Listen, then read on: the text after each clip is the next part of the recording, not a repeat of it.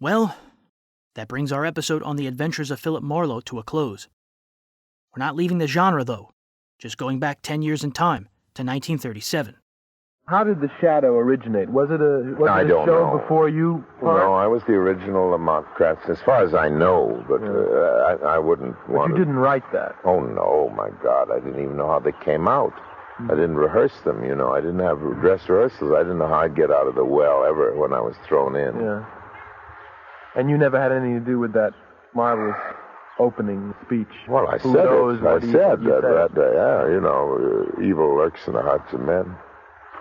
And the laugh was your laugh? Yes, but I had a... Reverbed? No, for my goodness, I just did it.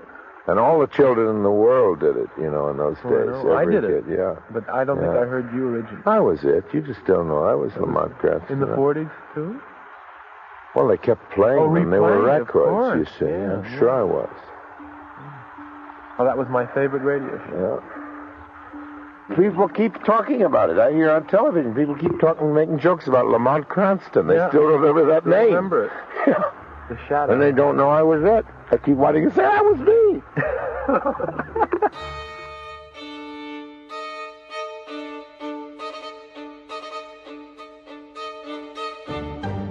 Next time on Breaking Walls, we spotlight Orson Welles' one season as star of The Shadow and find out how the legendary radio series came to air.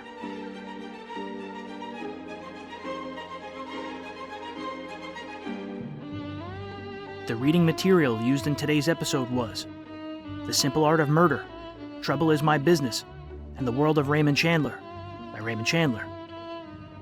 On the Air by John Dunning. The Life of Raymond Chandler by Frank McShane. Network Radio Ratings by Jim Ramsberg. The Adventures of Philip Marlowe Program Guide by Tom Nolan. As well as articles from Billboard Magazine, Broadcasting Magazine, and Sponsor Magazine.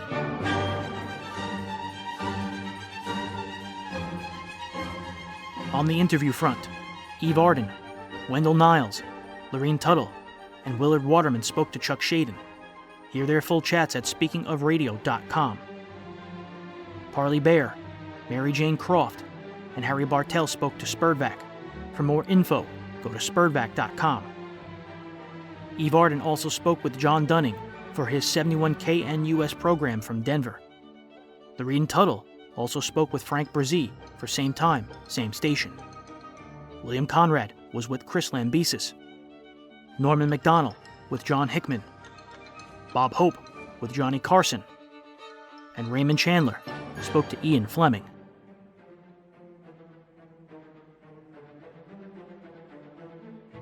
Selected music featured in today's episode was Cool by Martin Denny, Perfida by Jimmy Dorsey and his orchestra, Living Without You by George Winston, Danse Macabre by Camille Saint-Saëns, and Loch Lomond, arranged for choir by Musica Intima. Special thank you to Ted Davenport, Jerry Hendigas, and Gordon Skeen. For Ted, go to radiomemories.com. For Jerry, visit otrsite.com. And for Gordon, go to pastdaily.com. I'd also like to thank Walden Hughes and John and Larry Gassman of Spurdvac. Listen to their shows on the Yesterday USA Radio Network.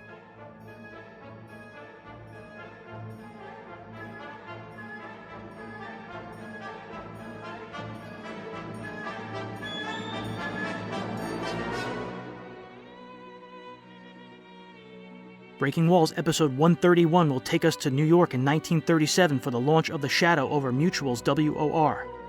We'll spend the rest of the year focusing on Mutual and shows produced from WOR in New York. This episode will be available beginning September 1st, 2022, everywhere you get your podcasts, and at thewallbreakers.com. In the meantime, give Breaking Walls a rating on whatever platform you listen, especially iTunes. You can also join the Breaking Walls Facebook group at facebook.com/groups/thewallbreakers. And support this show for as little as $1 a month at patreon.com/thewallbreakers. So, until September 1st, my name is James Scully. This has been Breaking Walls episode 130, and I'll catch you on the flip side. Thank you very much.